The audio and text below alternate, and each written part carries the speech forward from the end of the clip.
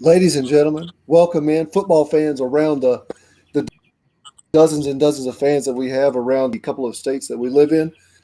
Episode 20 of the EJC NFL pod, doing a mock draft episode, a strength of schedule episode. We got all sorts of tasty tidbits and little things in there. But to introduce ourselves, I'm Eric at Fantasy Barbecue on Twitter.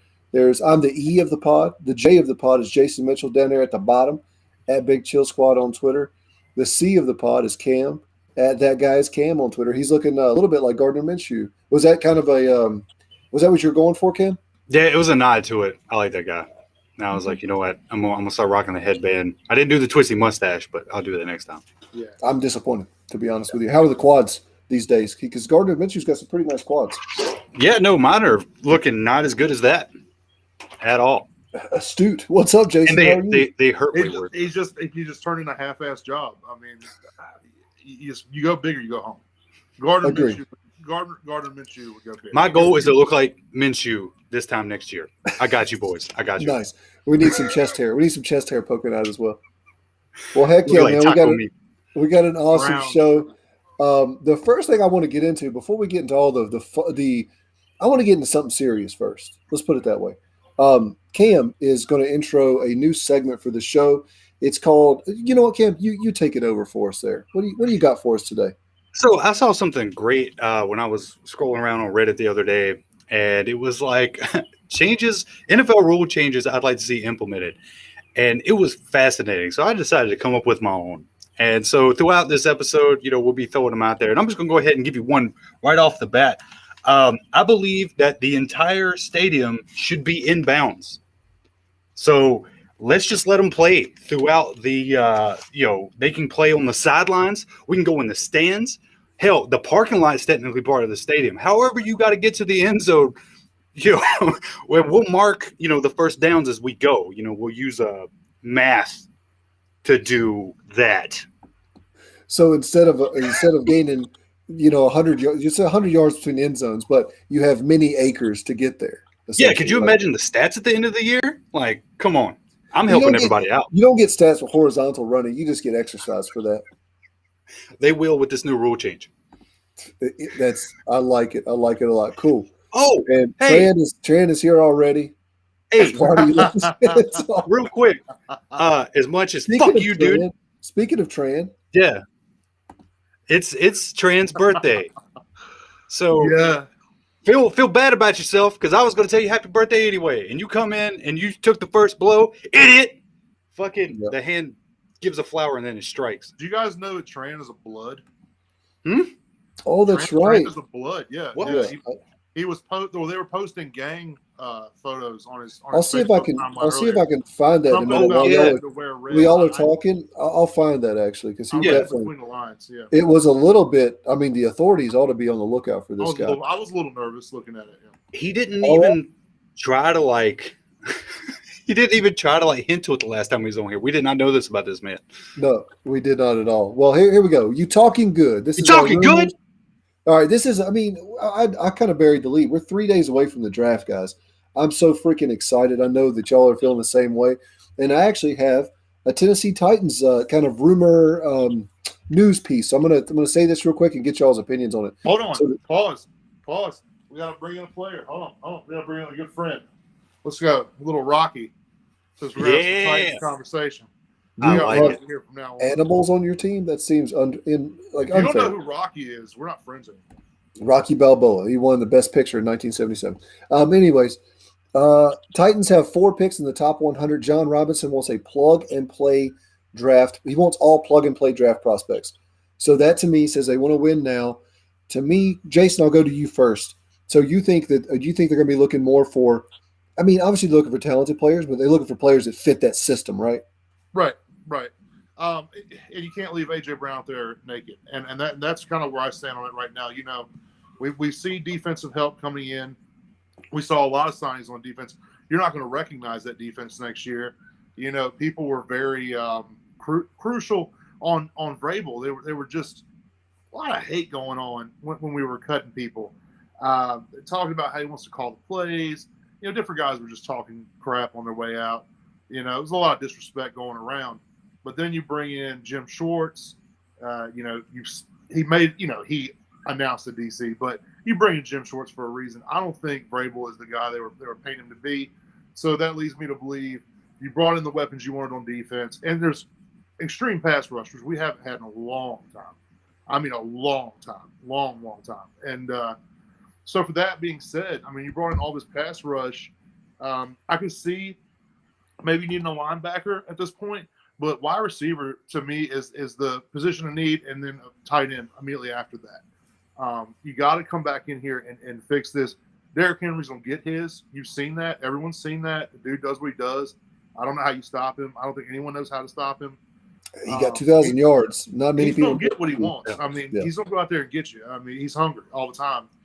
Tannehill is so capable, and you just can't do it all alone. So I look for them to try to find, like you said, plug and play wide receivers. Do you think so too, Cam? Do you think they're going to address kind of the secondary, the defense, or more the pass catchers? Get Rocky out of here. I'm with Jason. I think they're going to focus on the wide receiver because, losing Corey Davis, I don't care what anybody says, that was a big hit for us. And A.J. Brown, as good as he is, he needs help out there.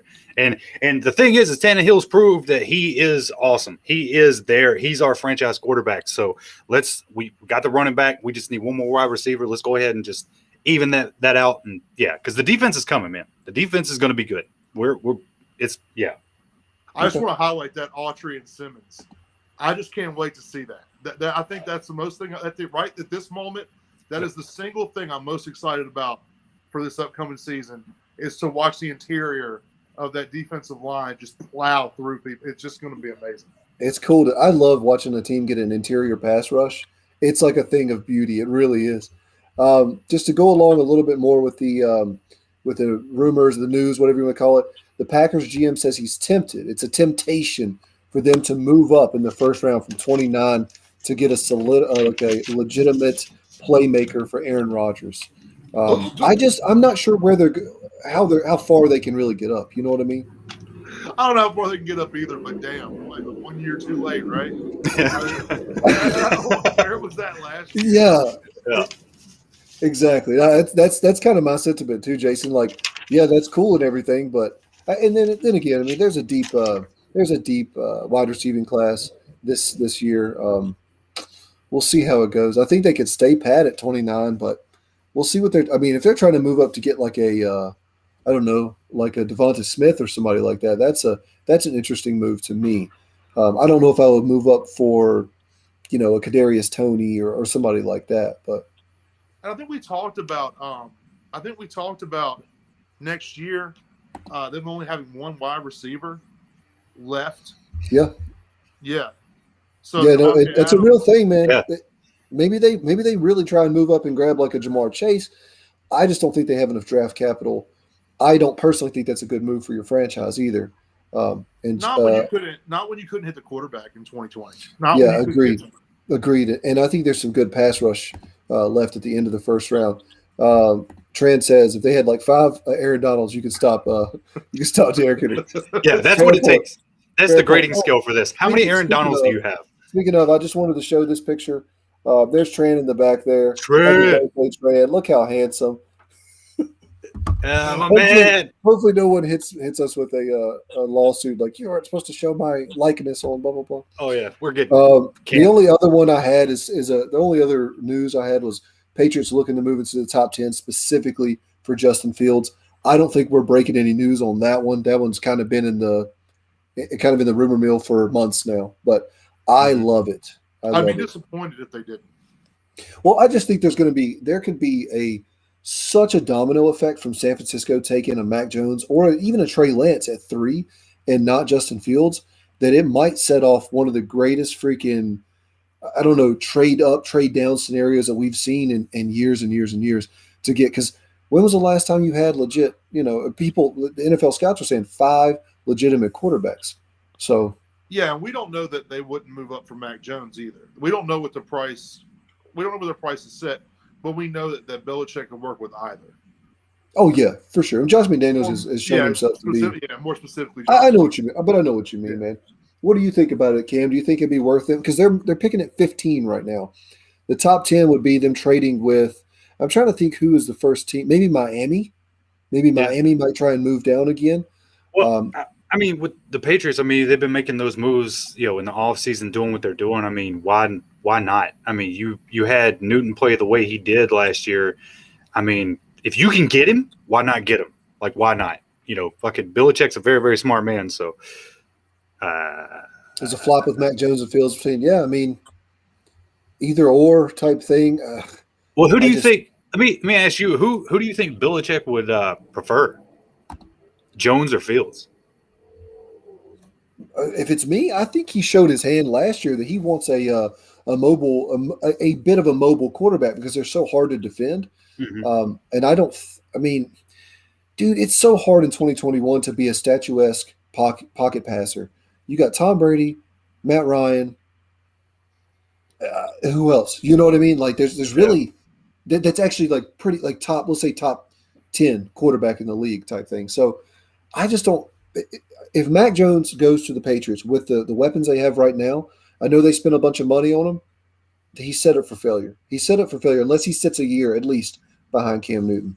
So Field to me is at least a dynamic enough to he can almost do like an RG3 type presence or impact his first year in the league. Jason, what do you Well, you I have want to hear a little bit more about that. Why do you think Mac Jones will be set up for failure? I don't think those weapons in New England are good enough for a straight up rookie quarterback who doesn't have any mobility. So, are we saying that Cam is equally pretty much set up for failure, or are we saying that he's living on his legs? I think he's probably living on his legs.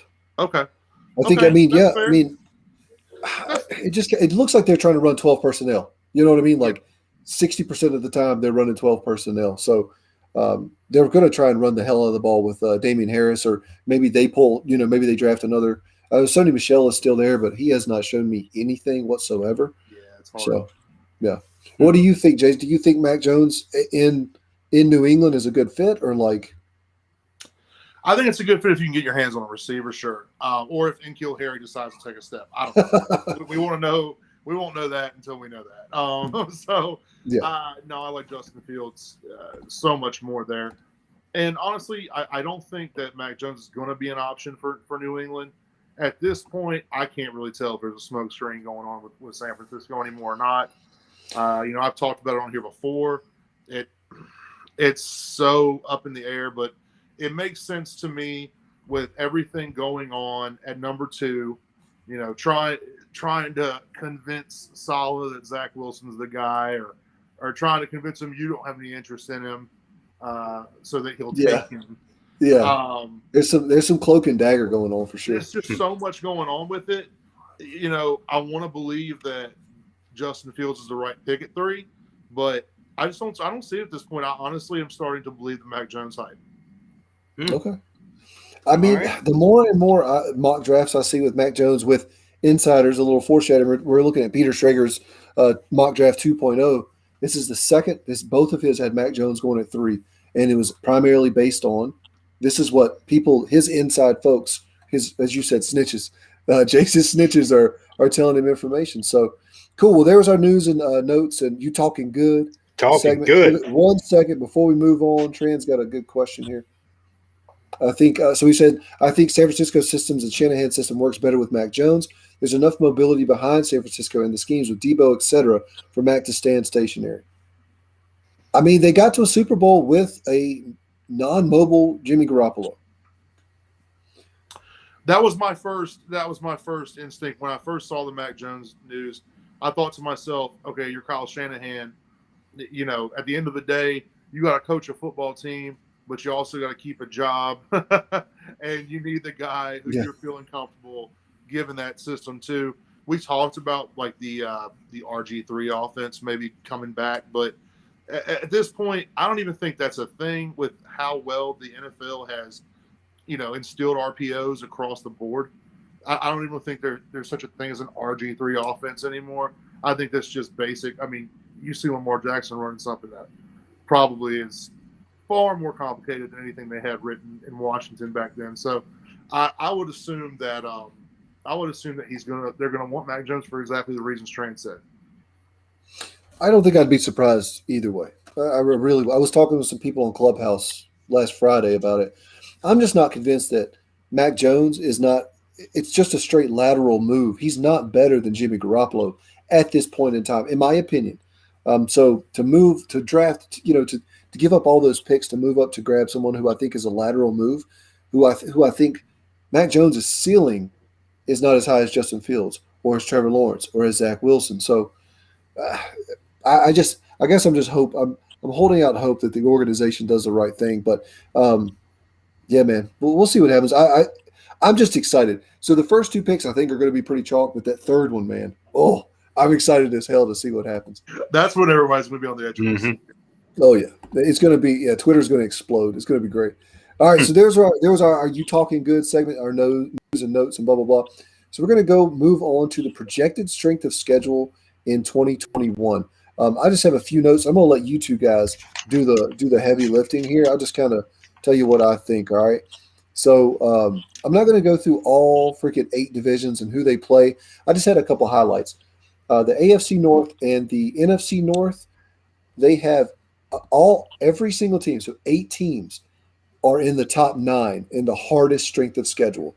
The reason why, the 2 divisions they're playing, obviously besides their own division, the AFC North plays the NFC North and the AFC West. That's rough. The NFC North plays even a harder schedule. They play the AFC North with pretty much almost 4 teams you could potentially, not Cincinnati, but the AFC North and the NFC West, who we've said repeatedly is probably the best division in football. And let's talk about those. Let's talk about the hard schedules first. Then I got a funny division that just kind of got a cakewalk going on. But Cam? You said you had some notes on this, man. What do you think? So we're talking about the hardest schedule, right? Yeah, that's fine. So we can talk about that. The one that was annotated in the notes was Pittsburgh, and I took the time to actually go and look at this whole thing and write them down. And it is, man, just looking at their away games, man. That one isn't too terribly bad, but like their at home games, like, and we saw what they do at home when Tennessee played them and stuff. But like, dude. Baltimore, Buffalo, Cincinnati, Cleveland, Green Bay, Kansas City, Chargers, and Minnesota all at home. That is not to be taken lightly. Those guys they're in for a world of hurt. And then on the outside of that, the away games, they're Baltimore, Cincinnati, Cleveland, Denver, Las Vegas, Chicago, Detroit, Tennessee again, and they will win again. And Seattle, bro, like they're in for it. It's gonna be a tough season for if you are a Pittsburgh fan. All fucking 2 of you, good luck, because it's not gonna be fun. I would say this too, man. Big Ben historically has not like really bad games on the road. At least from a fantasy perspective, he does not play as well on the road as he does at home. So, well, we didn't win last year, Ken. We actually lost to them. But that's right. Fuck. Cam, you're in timeout. Yeah, well, hold on now. Here's the thing that you really got to look at, okay? And I love that you guys brought up the Steelers first. I'm really regretting it. No, don't. They had the second easiest strength of schedule last year when they went on their tear. Okay? So now you're going from seeing what we saw last year, early dominance, look like they couldn't be beat, second easiest schedule, to absolute worst. Okay? They haven't gotten better. They've gotten worse. They've lost more players. I fear for them. That's a team that you would never assume less than 8-8 on. Or, what are we now? 9-8? 9-8, 8-9. Yeah, 17. But either way, you would never assume less than that for them. If there's going to be one, it's going to be this year. And it's going to be ugly. Oh, yeah. I think the downward spiral that we've been talking about for weeks on this show, it legit could start this year. It definitely could start this year. Before we move on to anything else, Cam, Yeah. quick thing for you. Oh yeah. So my second new NFL rule, if you will, would be called the golden snitch rule. At any time during the game, the quarterback can throw a neon golf ball at any eligible receiver, at 15 yards or more down the field. It has to be 15 yards or more because we're going to make it fair. If that ball is caught by either team, whichever team catches that ball gets 10 points and the game is over. You talk about excitement. Let's do it. I love it.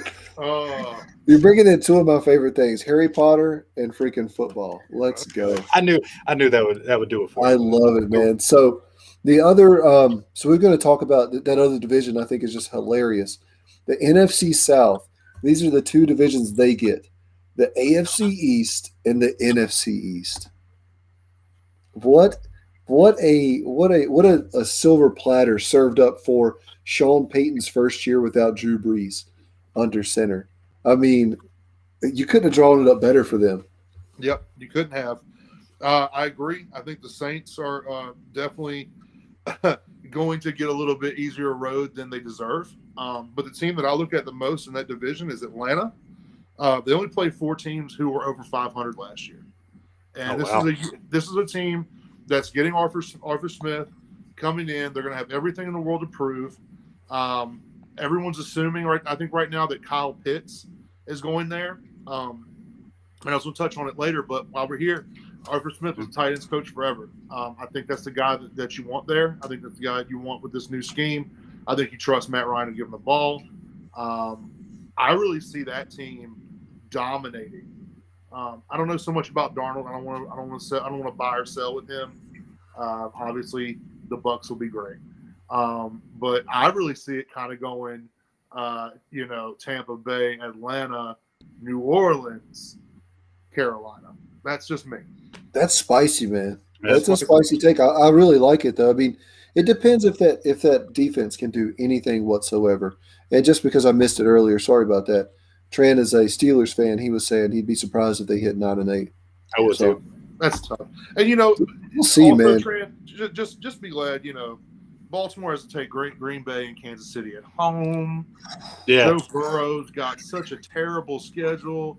He'll probably have a sophomore slump just based on that alone. And I hope Cleveland burns in hell. So the whole city, the whole city, just a crater opens up and swallows him. Fuck them all. Little Nicky style. Okay. Yeah, I like it. Sodom and Gomorrah.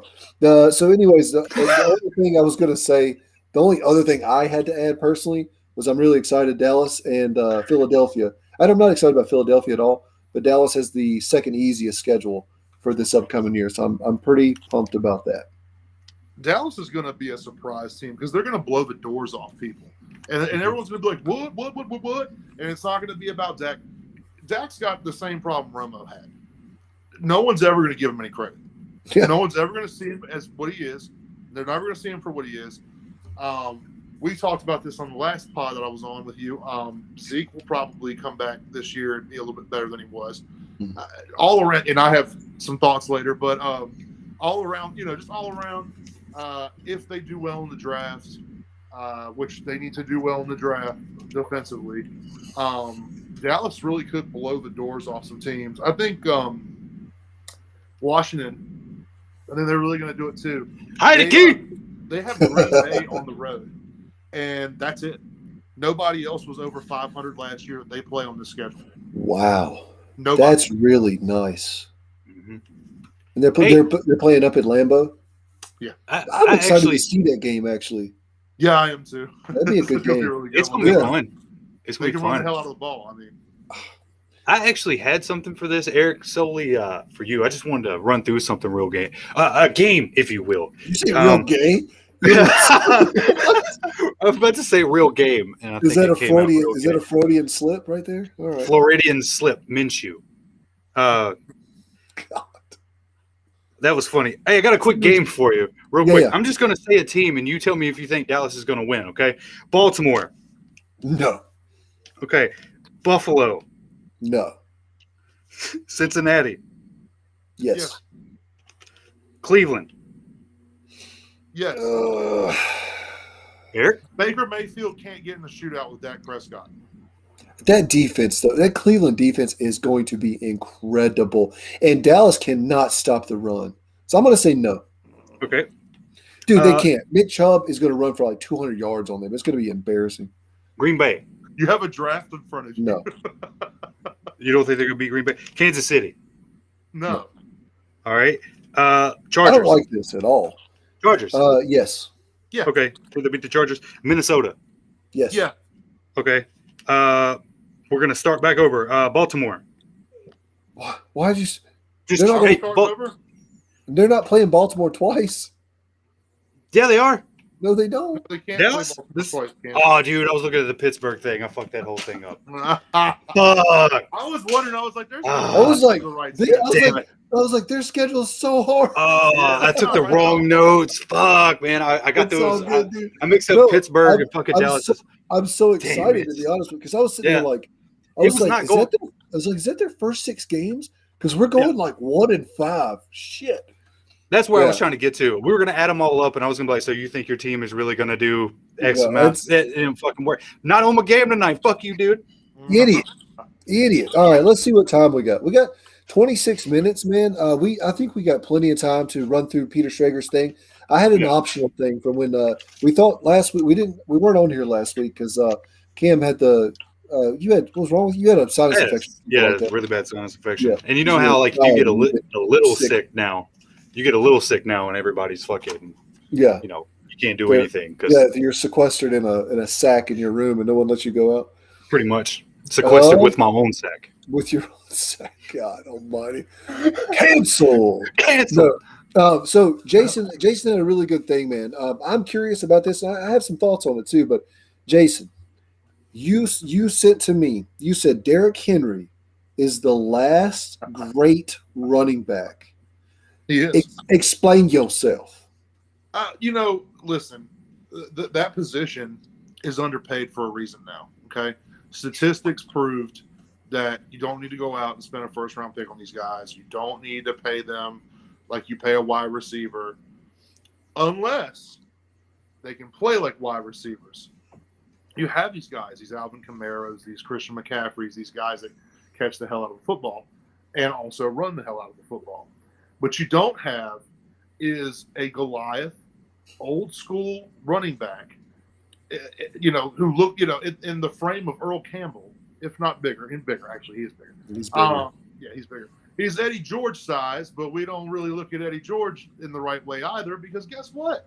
Linebackers used to be big. Defensive tackles used to be big. Defensive ends used to be big.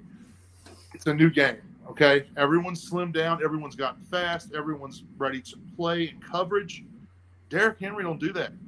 Derrick Henry is manufacturing all these yards and helping the Tennessee Titans win all these games because he is a classic player in a new era, and he's getting it done.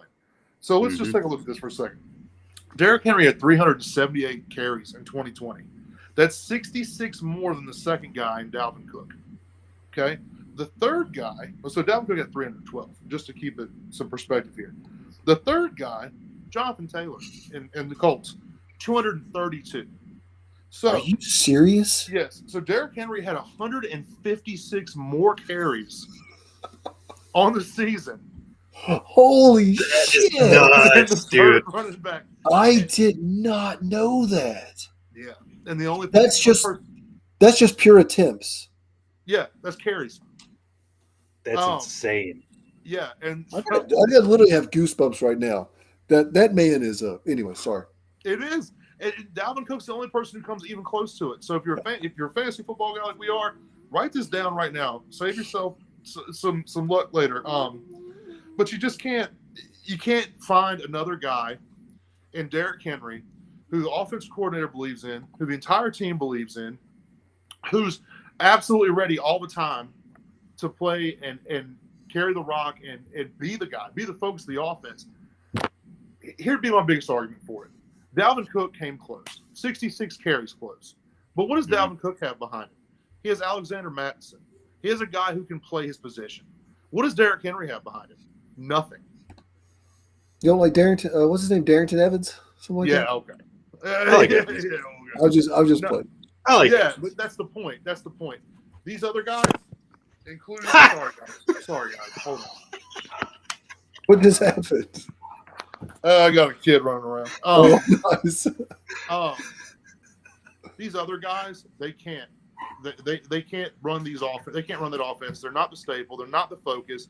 And even when they do produce like Dalvin Cook, there's a guy right behind him ready to take his job at any point. And that's what we saw.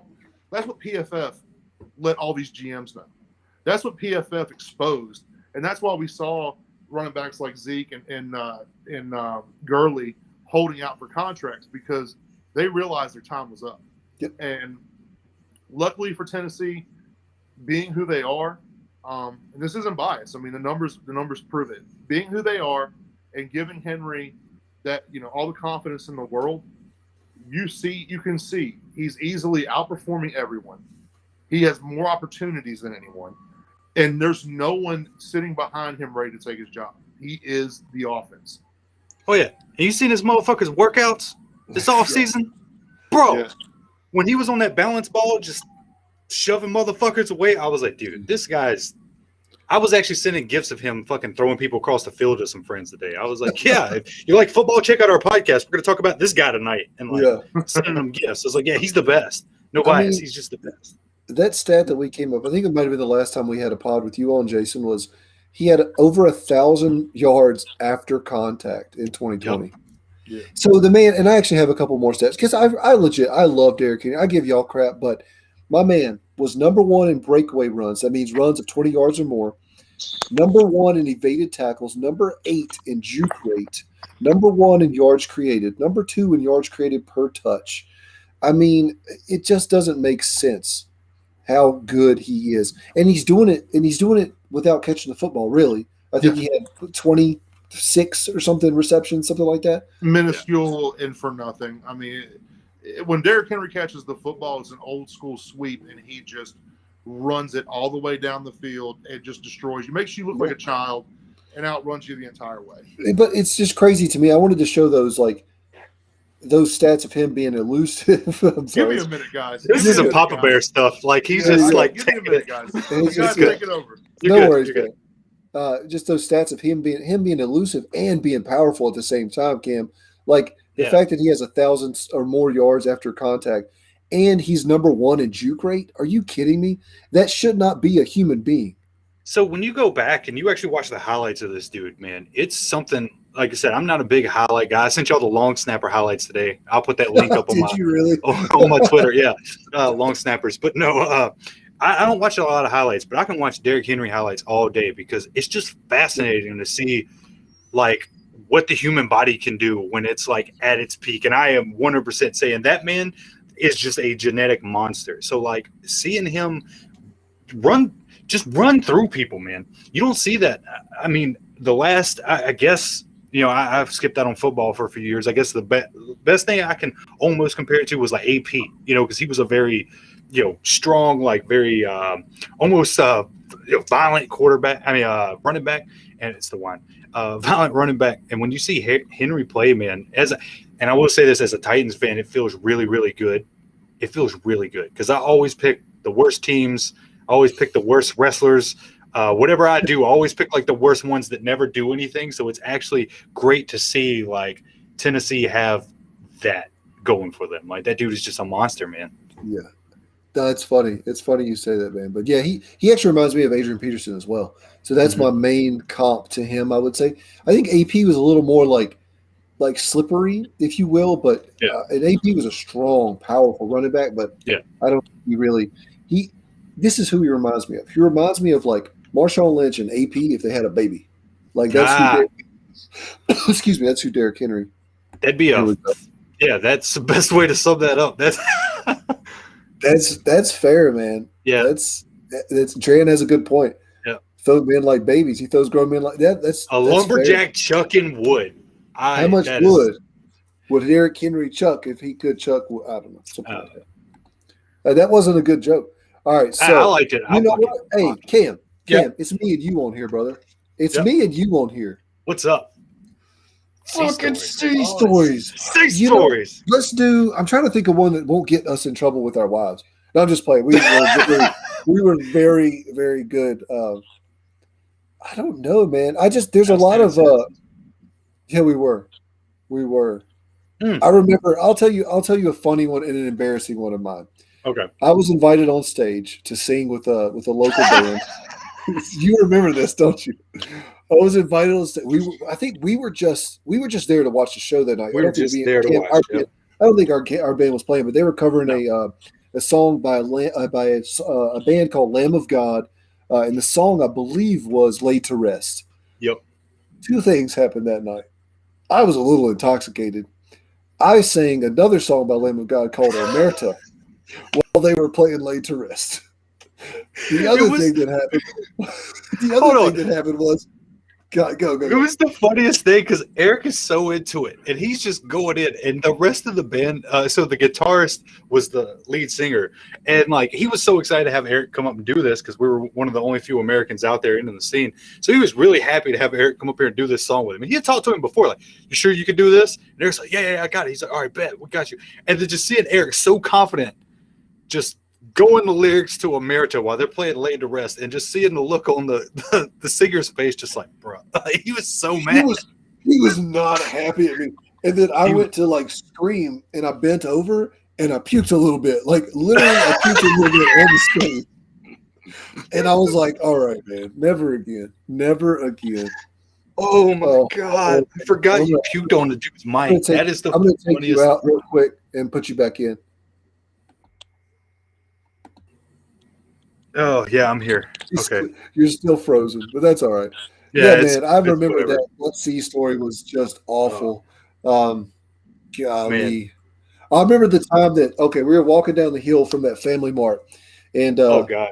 we just got done playing a show. Our buddy, it was me, you, our drummer, and our buddy Louie. And we were going back to your apartment to, I guess, probably to drink some more because we were alcoholics. And very much so.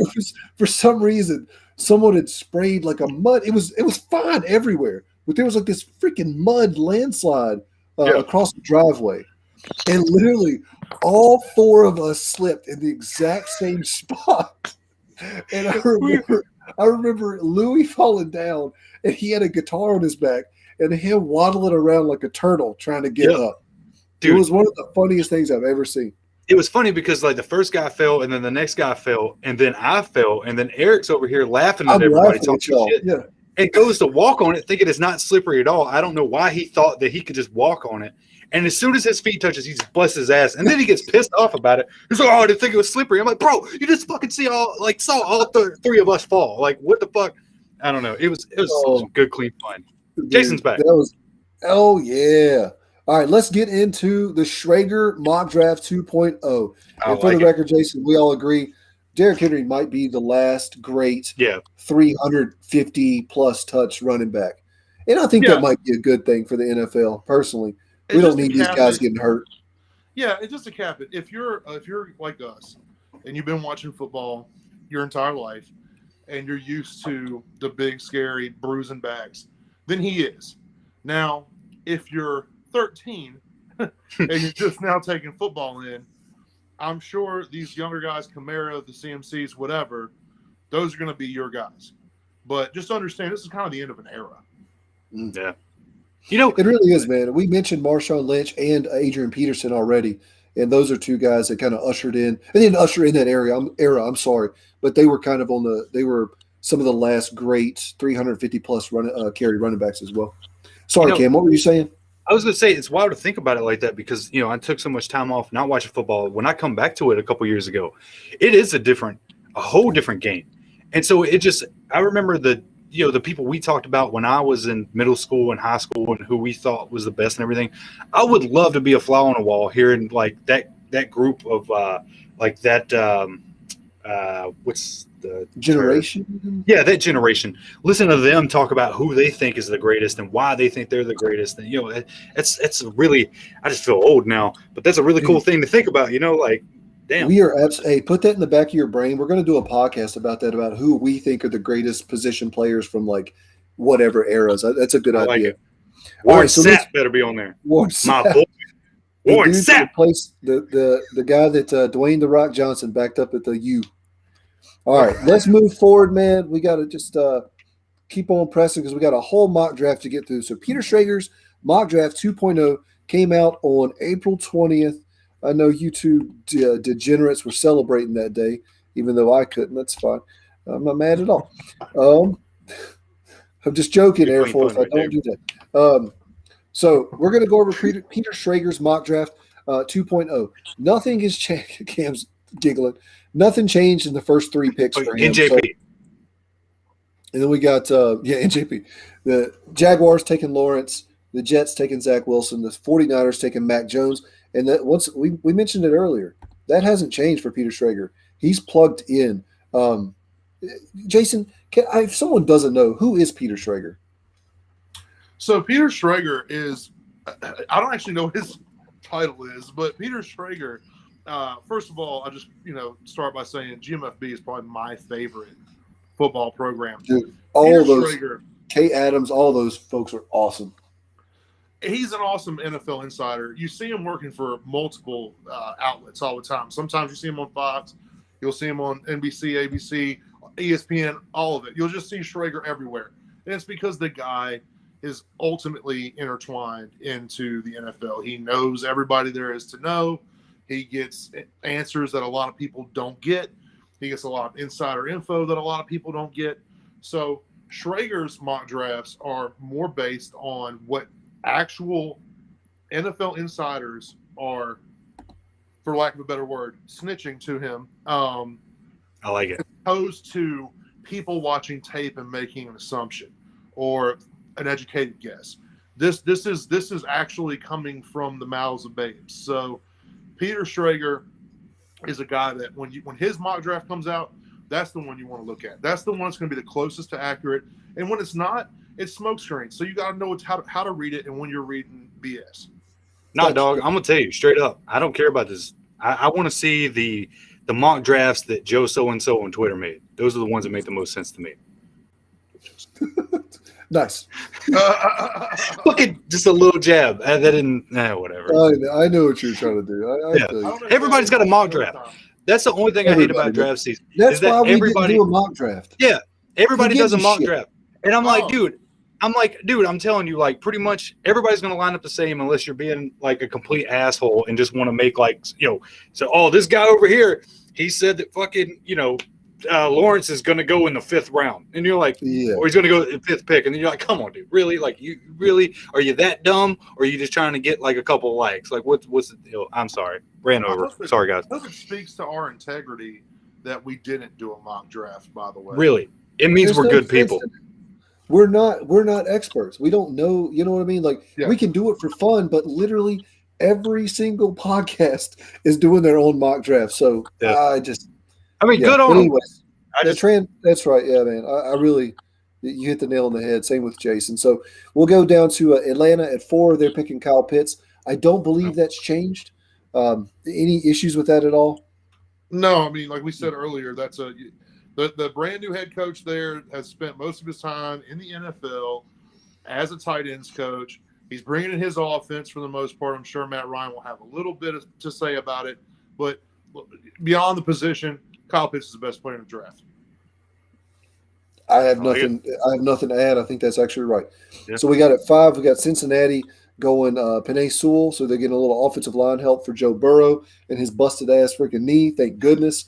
And then number 6, I believe we have Jamar Chase, the LSU wide receiver, the highly touted LSU wide receiver, going to Miami at 6. So any issues so far? No. No, Makes I think you absolutely have to have him in Miami, and I commend them for taking the best receiver in the draft. I mean, at that position, I'm sure you could argue for other receivers, but to have the best one, yeah, you got to take him right there.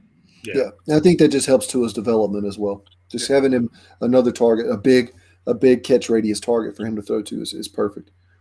All right, let's go to the first, what I consider the first kind of wild surprise. Arizona moves up from, I believe they were picking at 16, moves up to 7. They trade with Detroit, and they're picking Jalen Waddle, the speedster out of Alabama.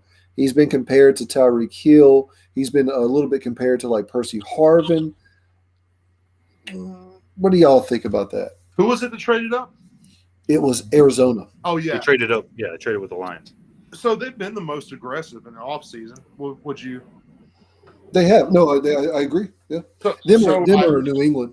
Yeah. So I think this is in the mold of Russell Wilson and Patrick Mahomes. You only have a few years with your quarterback, so they're just going after it right now, and I don't hate that at all. I mean, they're going after it.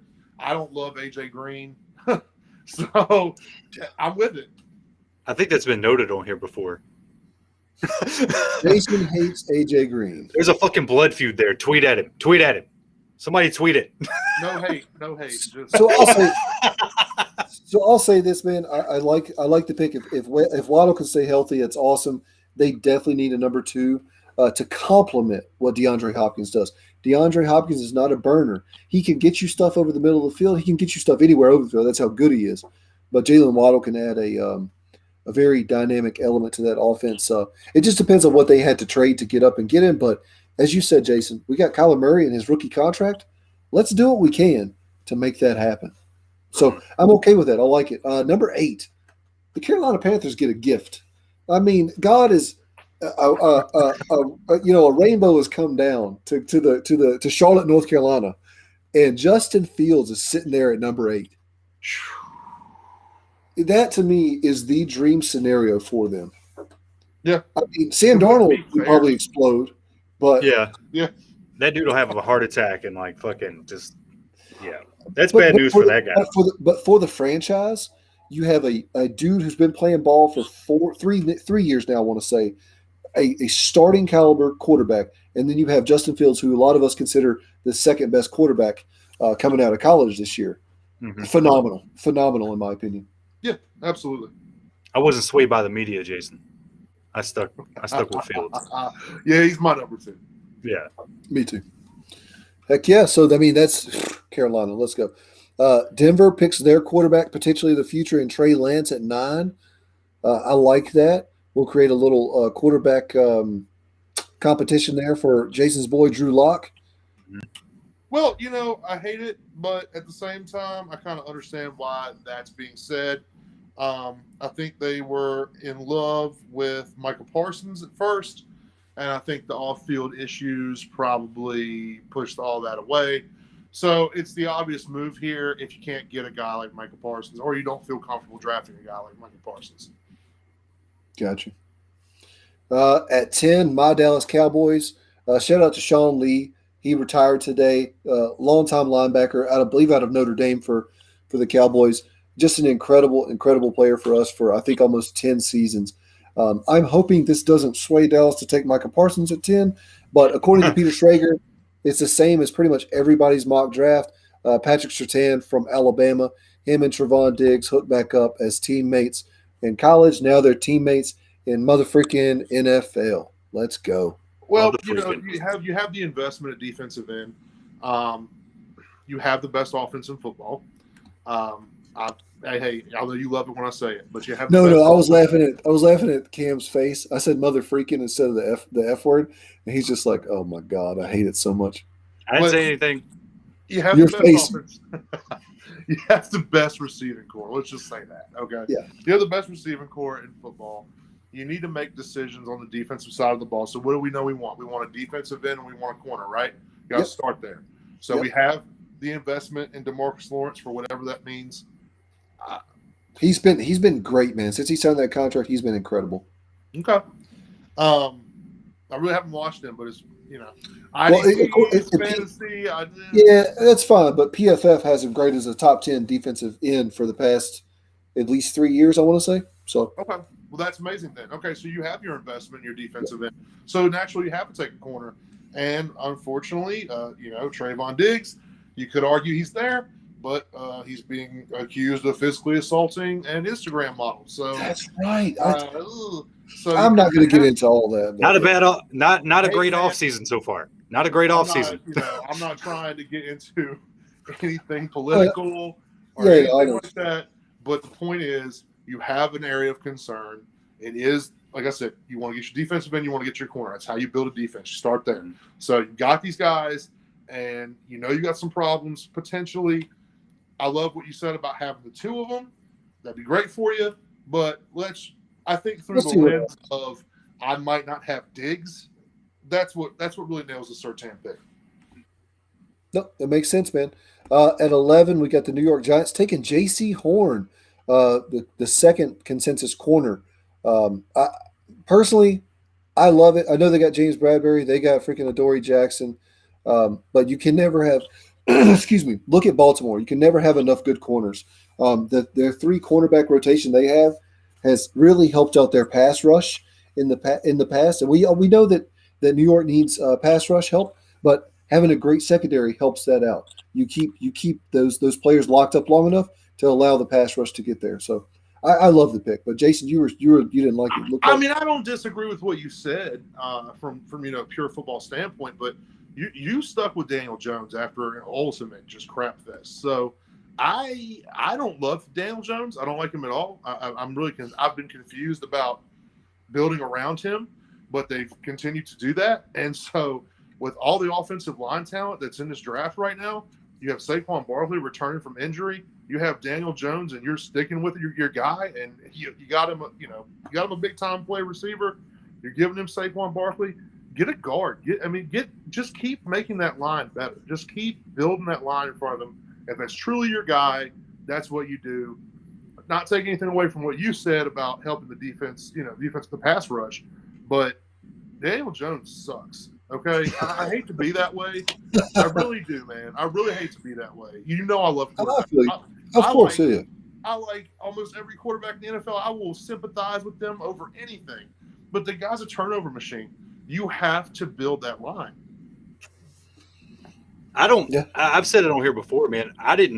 Whenever the New York Giants get brought up, I just laugh because I didn't pay any fucking attention to them. Like that whole team, besides Barkley, obviously, he's a stud, but the rest of that team, dude, I mean, there's some good players on there, but like as a whole, they're just fucking trash, dude. I didn't watch one fucking game. I don't care about the Giants. Like I literally, they get my my fucking, I got nothing for them. I just don't care. Like I literally do not care. Just give them the old, all right, cool. Yeah, the Waka meme, okay. Exactly. Yeah, Jason, I don't disagree with you. I think Rashawn Slater would be who I took there because he can play tackle or a guard. But, hey, we're running a little tight on time here, so I'm going to hit some of our ones I think that are really either controversial or like just an incredible pick. Let's take do a lot of learning. Do a lot of learning. That next one. Got to get that. Yeah, you're absolutely right. So Devontae Smith, New England trades up from 15 with the Philadelphia Eagles. They grabbed Devontae Smith right there at 12. Love it. Good to go with it. Build that receiving core, and then you could bring in that quarterback. Mm-hmm. Sure, sure, he's a saving guy. Sure. But also, if you're going to be aggressive and trade up, go get your quarterback. Go get your receiver, and then go get him, Cam. And that's coming from a guy who likes Cam. I always have, but I don't believe that Cam Newton's going to come in there and crush. He's not going to win that division. You got to be Buffalo. Cam Newton's the only Cam that I like. Yeah, this is fucking bullshit. So Trent says he sees the Giants win at least 8 games. Let's see, man. Easy schedule in the NFC, so it's fair. They might. I won't see it. I don't know. I'll find out at the end of the season what their record was. I think it's interesting. The Chargers actually get the second. They stayed where they were at 13. Get the second best offensive lineman in the draft there. I love that. Let's go down to 17. Las Vegas Raiders actually grabbed Micah Parsons at 17 due to character concerns. I mean, really, is that not fitting, right? I mean, he was going to Vegas or Dallas. We know that for sure. Because those are the two teams that just take all the character concern votes. Baltimore. Let's not let Baltimore. Yeah. Fair enough. Yeah. But I mean, honestly, if it ends up being nothing but like somebody putting dirt on his name because they were jealous or whatever, the Raiders just got, in my opinion, a top 5 talent in this draft. Which they need because they've been horrid over the last few years. I mean, honestly, when they got Mayock as a GM, we were all just so happy and giddy in that first pick. I'll never forget. It's just a who? Oh, Cleveland Farrell. Yeah. So, but I mean, I do like that for them. The craziest pick of the entire thing for me was at 19. The Washington football team grabs Travis Etienne when they have Antonio Gibson, who's a stud. They have J.D. McKissick, who showed out last year, and they have needs along the offensive line, the wide receiving core, the tight end. Like, what the hell is going on? Yeah, and this is what we talked about with Henry a little bit ago. PFF already proved to the entire league that this is the kind of stuff you don't do. These are the kinds of decisions you don't make. So I think it's bullshit, and I think that, like I said when we started with this, you have to know where the smoke screens are. Hold on, real quick. I just want to say, when you say these are the decisions you don't make, are you talking about, essentially having 3 good running backs, wasting a pick, or what do you? Yeah, I mean, you have 2. Well, yeah, you could say 3 good running backs, and you have a great defense. So you signed a receiver, you went out and got a quarterback. You need to keep working on that. Well, you can keep working on the defense, or you can work on that offensive line. Yeah, hell, those tight ends. Logan Thomas was a quarterback in college. Okay, I'm not saying that he's not going to transition into a great NFL tight end. I'm not saying that he hasn't played well, but there are areas that you could improve upon that aren't that your game's not already built on. Yeah, the Washington football team did nothing but run the ball and pass in the flats. That's what they did. That was their identity. And to just add another guy who, is awesome at it, it just doesn't. It's a return on investment for me. I get what you're saying. Gotcha. Yeah, same thing. It's a 100% return on investment. It's about positional value, positional scarcity. Good running backs, and I say good meaning serviceable running backs, are a dime a dozen. Look at Philly. Philly.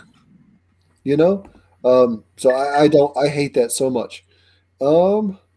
Let's see. Tennessee. We'll go hit Tennessee. They got Jeremiah Owusu-Koramoah, who's the consensus second best linebacker in the draft, according to a lot of places. He's a little guy though. He's about 215, 220. So he's like a Derwin James, almost like a hybrid type role. You know what I mean? What do you, as Tennessee Titans fans, think about that? No, it's a smokescreen. We absolutely need a receiver. Mm-hmm. A.J. Brown has been screaming, go get Elijah Moore. I don't believe that for a second. Yeah, we talked about it earlier. I mean, that's got to be some, this dude might be getting all the good information, but he might be getting fed some bad information to throw the scent off, because that's as much as we're doing. I even like Kadarius Toney right there. He could be a good fit next to A.J. Brown. He could be a guy for you. There's too many options. But it's got to be a wide receiver. Areas of need, yeah. To me, for Tennessee, depends. And obviously, you have positional value once again, right? But a wide receiver or a corner, you got to go one of those two. It's either you're getting somebody to catch the ball, or there you go. Kadarius Toney, I love Kadarius Toney right there, man. I think he actually fits with what Tennessee wants to do, and I think he would be a great I think he would be a great compliment to A.J. Brown. Ooh, and I forgot to mention this earlier. I was looking at some expert consensus rankings. Someone has A.J. Brown the number 1 wide receiver for 2021 in fantasy football. I thought that was interesting. Give me that man's Twitter handle. I'm following it out for you. But yeah, I've got him at number 3. So that I thought I was really high. I was like, oh damn, okay. Just a couple more. The Baltimore Ravens do what they always freaking do, and just incredible talent slips down to them. Jason Owe from Penn State. He's the 255-pounder that ran a 4.35, I think it was. Just a nasty athlete. Not the most polished right now, but as we've seen in the past, Baltimore can take those guys like that and turn them into monsters, and get them paid later on, like they did with homeboy who went to. I think he went to New England. I can't think of his name right now. Matthew Judon. Judon. Yes, thank you, Jason. Yep. So I love that pick. Just a couple more. Kadarius Toney, speaking of, goes to the New Orleans Saints. I love that. They have to have another wide receiver there. Michael Thomas can't do everything. No, yeah, he can't do it. And obviously, I said a moment ago, I don't think he'll be there, but Elijah Moore will. So or vice versa. So And, you and got speaking options. and speaking of Elijah Moore, he goes the next pick to Green Bay. And Which, Love that. if it Love happens, that. you got to take him because that's an amazing team for him to land on, and they need him. And Yeah. he would show the fuck out there. Like, I am not a Packers fan, but goddamn, if that dude lands in Green Bay, that's gonna be fun to watch. Yeah. I'm excited for that one. He made his hay, or yeah. Anyways, yeah, man, I really like that. Give him a little water bug type guy, man. Mhm. I like that a lot. And then just the other three picks on here are pretty. I think they're very solid picks, but they're a little boring. Buffalo takes Asante Samuel Jr., a slot corner. Kansas City takes Greg Newsome, a good outside corner. And then I don't know how to say this dude's last name. I'm so sorry, y'all. Trayvon Moehrig well, it's from okay TCU. He's because a safety. yeah, and Pete clearly defines that that's a guess. So Yeah. we don't want to count on that one anyway. Because he actually had a quarterback there last mock draft. I forget who it was. It doesn't matter because they're not taking a quarterback. No, and But- the Chiefs are going to take the best player available. That's just what's going to happen. They have that luxury, so get used to it. Yeah, agreed. All right. One more, Cam. Actually, give us like 2 or 3 right here. 2 or 3. All right, I'll give you a couple quick ones. The 1 to 5 yard line will now be a trampoline. Trial by combat. This is a good one. So challenges are now to be determined by hand-to-hand combat between the official that called the flag and the head coach. No substitutes.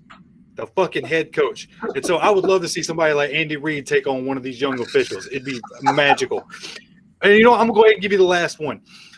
So heel turns are encouraged.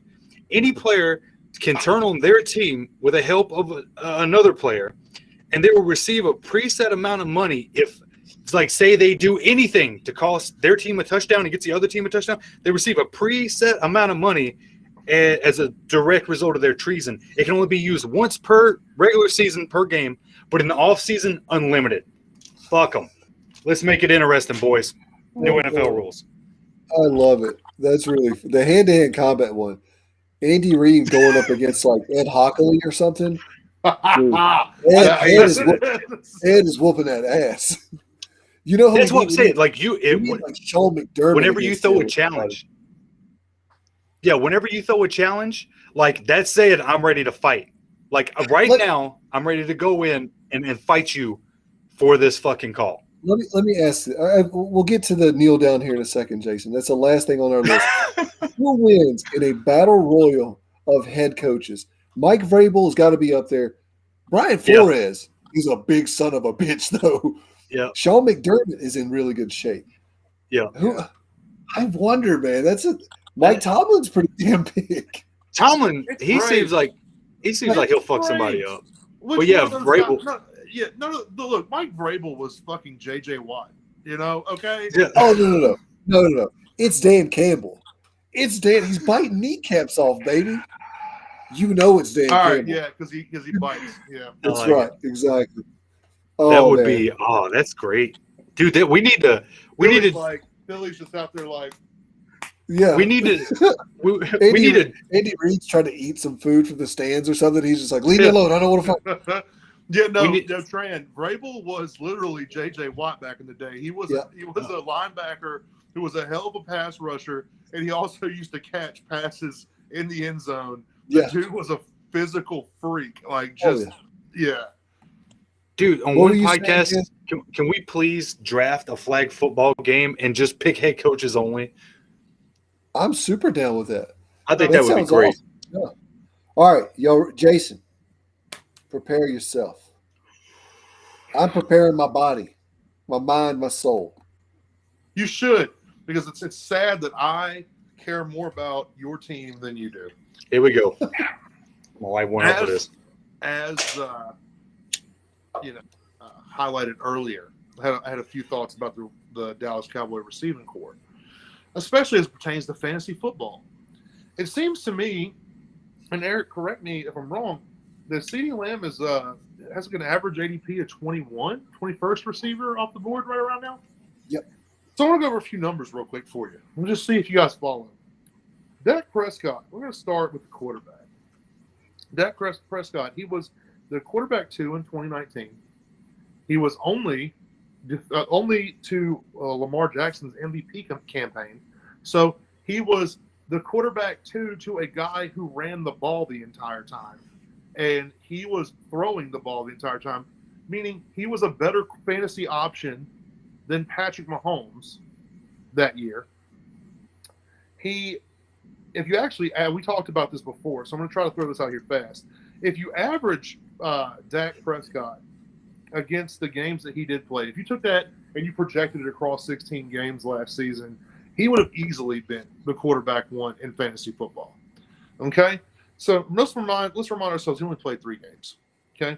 And in this season that Dak Prescott only played 3 games, a guy who we clearly defined in 2019 and 2020 to be a top 5 option, CeeDee Lamb almost cracked 1,000 yards. He had 934 yards and 74 receptions. That's over the entire season with only 3 games with Dak Prescott. He had the most receiving yards in the slot by any rookie since 2006. He had 877 yards in the slot with only 3 games from Dak. Okay, out of the 934 that he had, most of all of it came from the slot. Okay, Cooper's $1 million contract is going to be where they truly make the decision here on this roster. CeeDee Lamb has to take the next step. Okay, we could argue all day long that they're going to drop Zeke when they have to make cuts because it's coming soon, whether you realize it or not. You can't sustain that amount of. You can't pay people like that. Somebody's got to go. Let's be honest. Michael Gallup's a young man. CeeDee Lamb's a young man. Amari Cooper's got a $100 million contract going on here. I don't see it going anywhere. I see CeeDee Lamb, who's already spending a ton of time outside of football with Dak Prescott, hanging out. You see him on Instagram. They're talking about each other in the media, how they go to each other's houses and hang out with each other. PFF is calling it the best receiving corps in football. And only one of those receivers, in my opinion, can line up anywhere, and it's CeeDee Lamb. He can do it all. And people may disagree with me on that, but I think that was why everybody was so hype on him coming into the draft last year. He is the guy who can do it all for you. So you're looking at an offense where you need to phase a guy out because he just costs way too much money. And I'm sure they're going to try to get their money's worth out of Amari Cooper this year. But I look at CeeDee Lamb. I see a guy who dominated from only one position, who has all of this left that we haven't got to see yet. I see Dak Prescott only had 3 games with him. I see a complete and total emergence of a top 10 wide receiver in the NFL. I think the guy takes the step immediately. It was beautiful. I love it. I hope so. And honestly, Jason, I don't disagree with you at all. I just it depends on if you're talking about dynasty fantasy football, he's top 3 for me. I think he's that good. I think he was kind of compared to DeAndre Hopkins coming out of college last season, and I think that's kind of what he is. Maybe a little bit more athletic than DeAndre Hopkins, actually, which is kind of wild because DeAndre Hopkins has those crazy jump balls. But yeah, man, I freaking love it. That was a good kneel down. Well, I hope it happens. Listen, if you're a fantasy football player, we all love our sleepers. Okay, some sleepers come earlier than others. Some guys are 2nd and 3rd round picks just because of what happened in a prior season. Look at Dak Prescott. Look at CeeDee Lamb. If you can get both in any league upcoming this year, you're going to prosper. You're going to love it, and you're going to thank me later. Yeah, and it's so funny. The last thing before we jump off of here, fellas, one of our segments when we thought it was just me and Jason last week, it was who do you think what wide receiver 2, quote unquote, on a team can usurp the wide receiver 1 this year? I think CeeDee Lamb is the leading target on that. Yeah. Cool. Hey, all right. Well, real quick, I got one thing I do want to throw out there real quick, just because the man never talks about it because he's so humble. Low Down Dirty just got their tracks back, and we are super stoked for it. Unfortunately, Jason had a listening party with his best friends, and we have yet to hear it. But, I'll go fuck myself. But no, we are very excited. So breaking news, we're having a listening party next week. It's going to happen online. Let me make some conversation. Let me make some phone calls. But no, for Hell real, yeah. that's going to be coming out soon. If you are a fan of any kind of rock music in general, be ready for this because he ain't going to tell you about it. He's too humble for that shit. But I'm going to tell you right now, as a fan of him and his band, it's going to be fucking amazing. So be on the lookout for that. We are definitely when the first song drops, it will be on here. Like we are going to promote the shit out of that for him. Thank you. It's happening for sure. Thank But you. anyways, look for us. We're on Facebook, EJC NFL Pod, YouTube, EJC NFL Pod.